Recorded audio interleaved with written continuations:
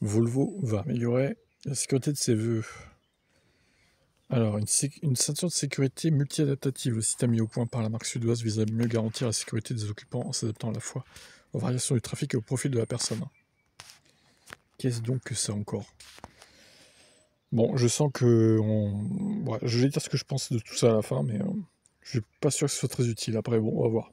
Saviez-vous que c'est Volvo qui est à l'origine de la ceinture de sécurité? Alors ça, c'est très bien. Très bonne invention, il n'y a rien à dire. Une invention qui remonte à 1959, qui aurait sauvé au moins 1 million de vies. Quelques décennies plus tard, le constructeur suédois entend franchir une nouvelle étape en adaptant ces technologies aux réalités du XXIe siècle, l'arrivée des capteurs intelligents. Grâce aux données collectées en temps réel, Volvo s'apprête à introduire la toute première ceinture de sécurité multi-adaptative. Elle est attendue pour 2026 sur le futur EX60 électrique.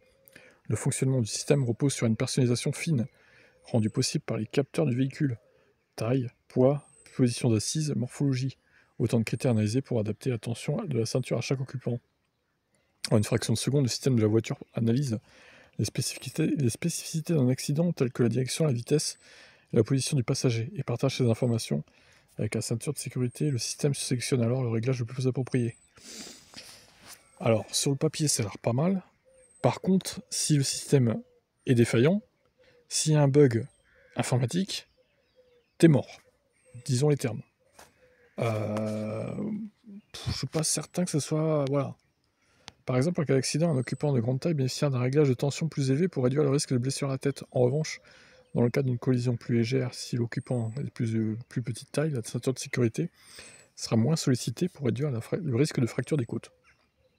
Ces évolutions visent à mieux prendre en compte la diversité des corps des accidents.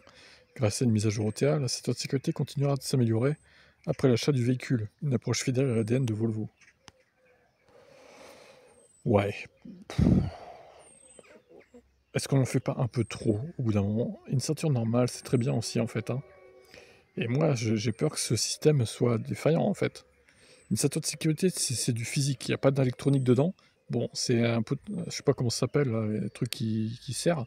Je suis pas expert, mais bon, voilà, c'est un truc physique, il n'y a pas d'informatique dedans. Ça réagit au choc directement. Là, ça va être bardé de capteurs, de micro-informatique, etc. C'est des risques de bugs supplémentaires. Je suis pas certain, encore une fois, que ça soit nécessaire de faire ça, mais bon, après, de toute façon, j'achèterai jamais de Volvo de ma vie, j'aime pas trop cette marque. Les voitures, je les trouve pas très belles et un peu trop chères pour ce que c'est, donc ça me concerne pas, mais bon, moyen, hein, l'innovation, là. Est-ce que ça vous paraît être utile à vous? Dites-moi en commentaire, hein. Peut-être que je me trompe après tout.